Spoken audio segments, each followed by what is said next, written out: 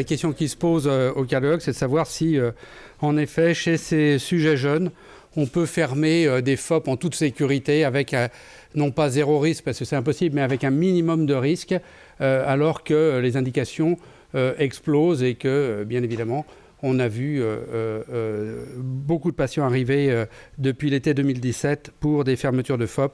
Et la prévention secondaire d'accident vasculaire cérébral, c'est en effet un geste interventionnel de prévention et pas de traitement.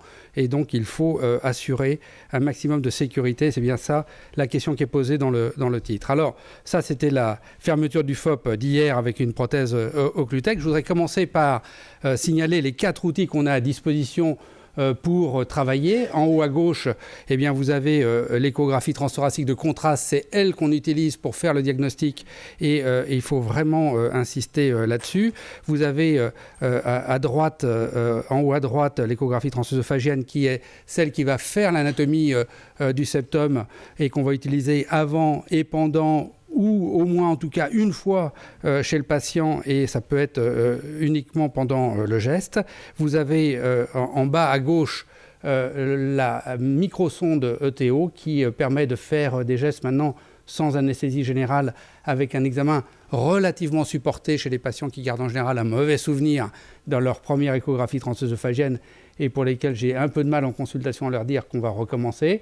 Et puis quand ce n'est pas du tout possible de recommencer, même avec une microsonde qu'on leur explique est tellement plus petite que ça va se passer bien, eh bien on peut utiliser un cathéter intravasculaire d'ultrasons qui s'appelle le cathéter ICE, le cathéter ViewFlex. Il est en bas à droite et il vous donne des images différentes. Il faut réapprendre les images échographiques, elles sont déjà inversées, les coupes ne sont pas les mêmes, mais là on s'affranchit pendant la période de cathétérisme de l'anesthésie générale et de l'échographie transœsophagienne, et donc le cathétériseur devient même échographiste. Alors, 4 outils, 10 règles d'or pour essayer que ça se passe le mieux possible pour les patients. La première règle, c'est d'avoir un diagnostic de shunt droit-gauche. Et bien évidemment, c'est l'échographie transthoracique de contraste. Il faut assurer qu'il y a un shunt. On ne va pas commencer à aller poser des indications lorsque le shunt n'est pas bien démontré chez ces patients-là. Quand c'est comme cela, il n'y a pas beaucoup de doutes sur la nature du shunt et sur le fait qu'il soit massif. Deuxième règle, il faut avoir vu le septum, il faut qu'on ait l'anatomie du septum, parce que c'est bien beau de dire il y a un FOP, mais est-ce qu'il n'y a pas autre chose qu'un FOP? Est-ce qu'il n'y a pas, bien sûr, un anévrisme du septum intérieur-auriculaire? Est-ce qu'il n'y a pas un deuxième trou, voire un troisième trou?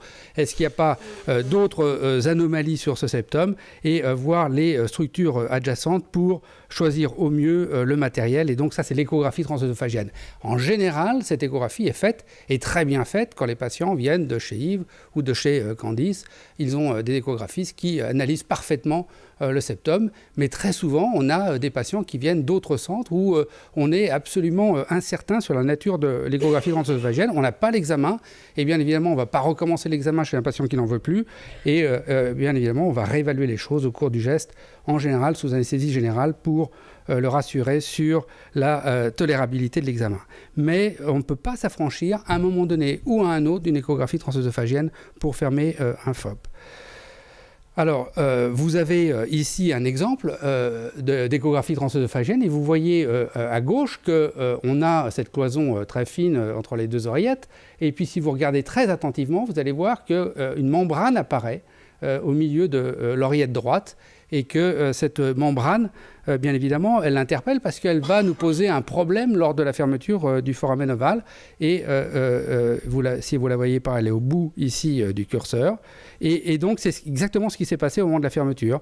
On a utilisé une prothèse qui est ici, et que le disque gauche est parfaitement en place sur la cloison, mais vous voyez que le disque droit, là, il est en V, et il s'appuie sur la cloison qui est ici, il ne s'appuie pas du tout sur le septum, et donc on garde un shunt très important, et on n'a pas fermé le FOP comme il se doit, et donc c'est l'échographie transœsophagienne qui va nous aider à résoudre le problème, et à résoudre le problème, ça va être de prendre une prothèse plus petite et de la manipuler différemment pour arriver à la poser correctement, sans être gêné par la membrane, et avec deux disques, cette fois-ci parallèles, et un shunt qui disparaît. Donc vous voyez qu'il faut absolument évaluer correctement l'anatomie avec cette échographie transœsophagienne, bien évidemment, on préfère savoir cela avant d'y aller qu'au moment où ça se passe, mais des fois, on découvre le tout au moment du geste. Troisième règle, avoir éliminé un thrombus sur le chemin, c'est important, c'est rare, mais ça peut arriver d'avoir un thrombus entre la ponction veineuse fémorale et l'oreillette gauche. Et bien évidemment, si vous ne l'avez pas vu, vous l'emmenez directement dans l'oreillette gauche et c'est les 0,4% d'accidents vasculaires cérébraux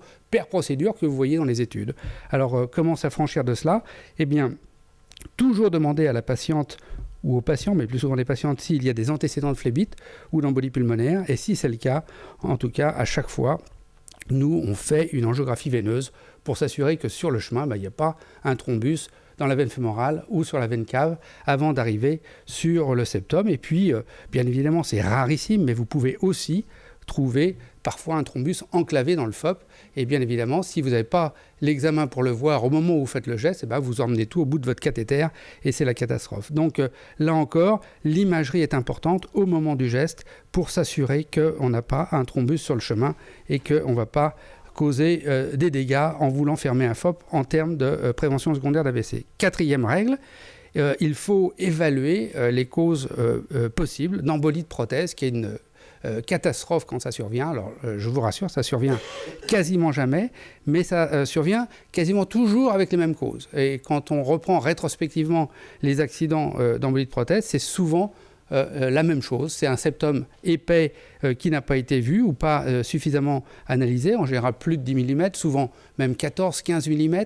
Je vais vous montrer un exemple. C'est une dilatation aortique qui va modifier les rapports anatomiques et ça n'a pas été pris en compte et il faut prendre des prothèses plus larges. Ou alors c'est une large ouverture du FOP, là encore de plus de 10 mm, et vous avez un effet boutonnière, et le disque gauche, qui est plus petit que le disque droit quand on ferme un FOP, rentre dans la boutonnière comme un bouton et se retrouve avec une migration de prothèse dans les cavités droites.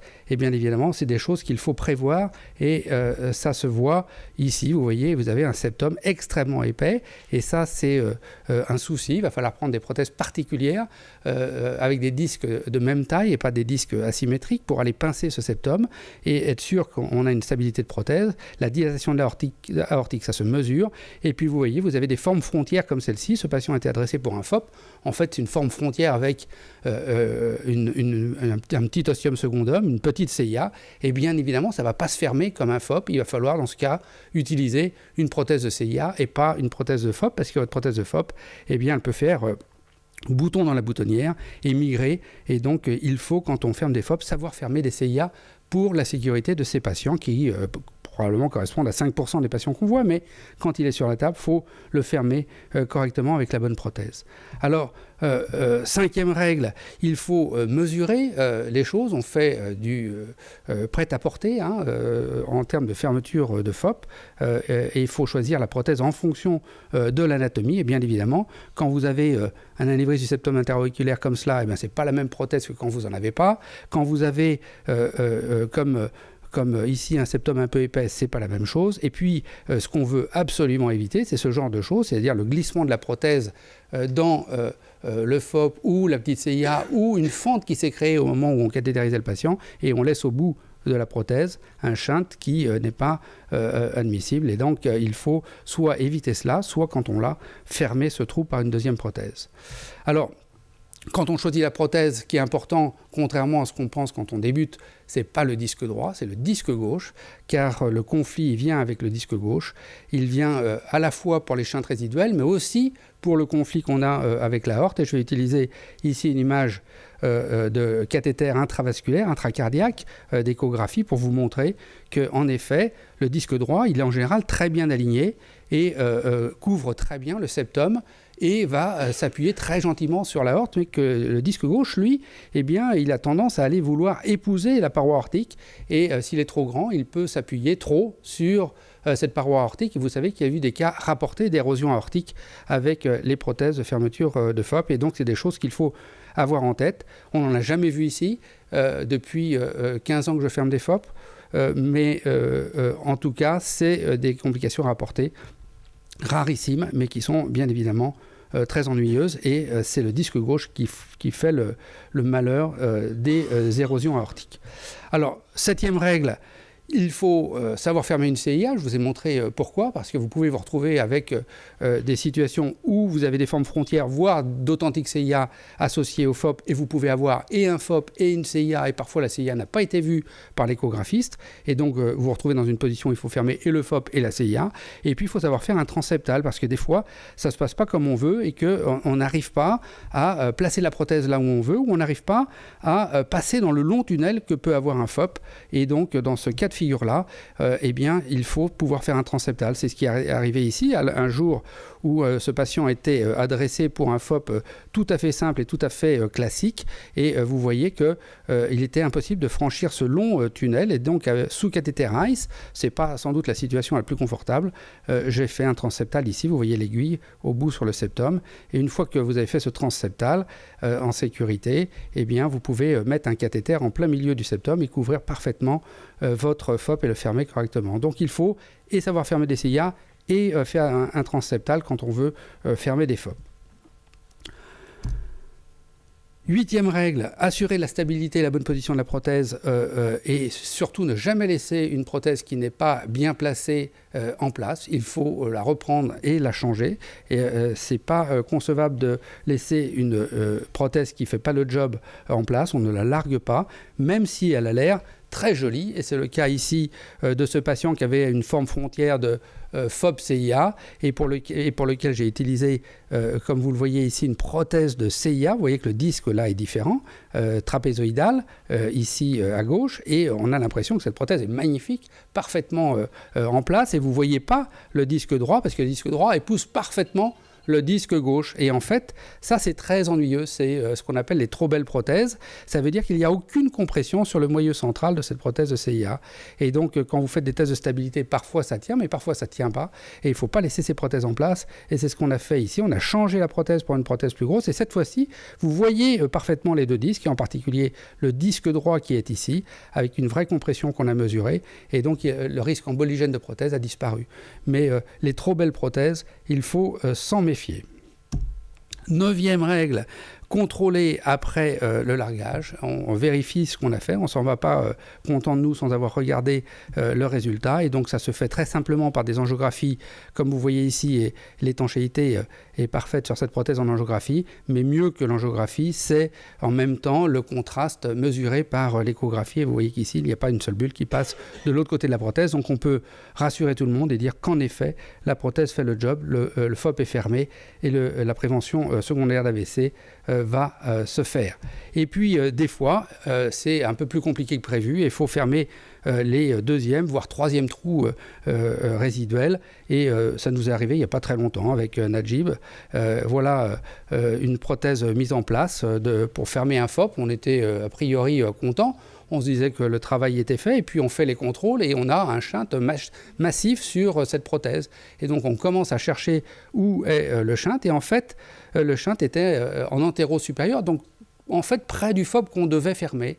Et ce qui s'est probablement produit, c'est que ce guide qu'on met entre les deux oreillettes, eh bien, c'est un peu un fil à couper le beurre parfois sur un septum extrêmement fragile, et ça peut fendre le septum, et la prothèse peut glisser dans cette fente et se bouger en postérieur. C'est ce qui s'est passé ici.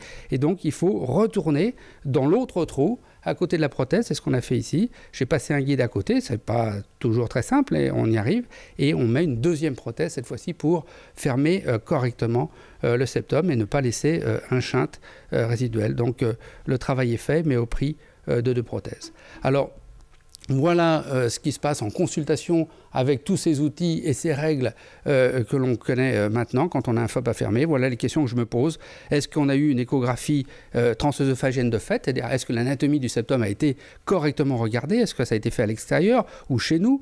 Et en fonction de cela, on prend des décisions. Si l'échographie est fiable, eh bien on peut même imaginer choisir la prothèse sur cet examen si on l'a à disposition et fermer en scopie et en échographie transthoracique et pas faire d'échographie transœsophagienne, pas faire d'échographie intracardiaque. Par contre, il y a une hypothèque qui est qu'entre le moment où l'échographie transœsophagienne a été faite et le moment où vous faites l'examen, eh bien, il y a un temps où il a pu se passer des choses que vous ne voyez pas. Et les choses, ça peut être par exemple un thrombus au contact du FOP que vous ne voyez pas et que vous allez mobiliser au moment de la fermeture. Donc, je ne suis pas très partisan de ces stratégies-là qui se font parfois ailleurs. Lorsque l'échographie transœsophagienne est faite, eh bien, on privilégie maintenant des gestes sous anesthésie locale avec une micro-ETO, une sonde que le patient arrive à avaler gentiment et la moyenne de la durée de l'examen, c'est 9 minutes. Et donc, en 9 minutes, on arrive à faire des échographies de bonne qualité, fermer le FOP et pour le patient, c'est un examen qui est tolérable. Il faut, dans ces circonstances-là, avoir un échographiste senior et un cathétériseur senior pour aller vite, sinon le patient enlève la sonde.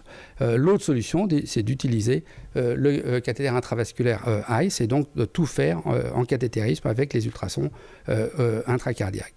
Si on n'a pas d'échographie transœsophagienne, eh bien il faudra une échographie transœsophagienne. En général, on utilise l'anesthésie générale, surtout si par exemple on a décidé d'implanter un reveal en même temps et donc on a encore des cas de patients sous anesthésie générale, mais de plus en plus, on fait ça sous anesthésie locale et il est probable qu'à un moment donné, on pourra passer en ambulatoire.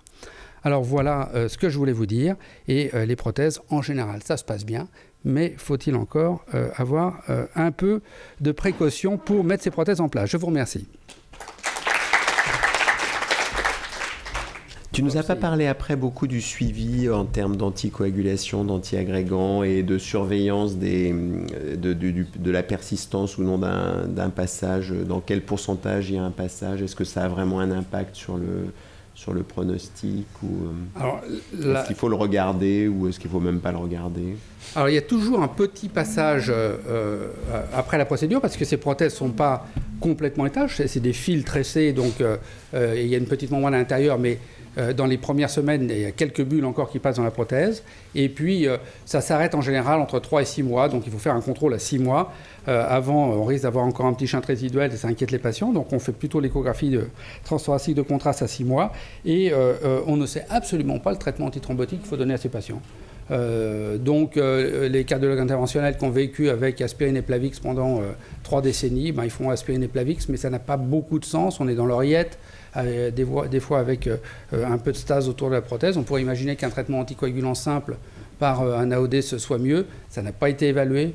Voilà. Quand les patients ont fait des phlébites et des embolies pulmonaires avant, j'ai tendance à privilégier les anticoagulants. Et sinon, donc double antiagrégation pendant 3 mois Voilà, 3 mois. Et puis après, ils rentrent dans la prévention secondaire de l'AVC. Donc les neurologues, je crois, préfèrent garder un peu d'aspirine.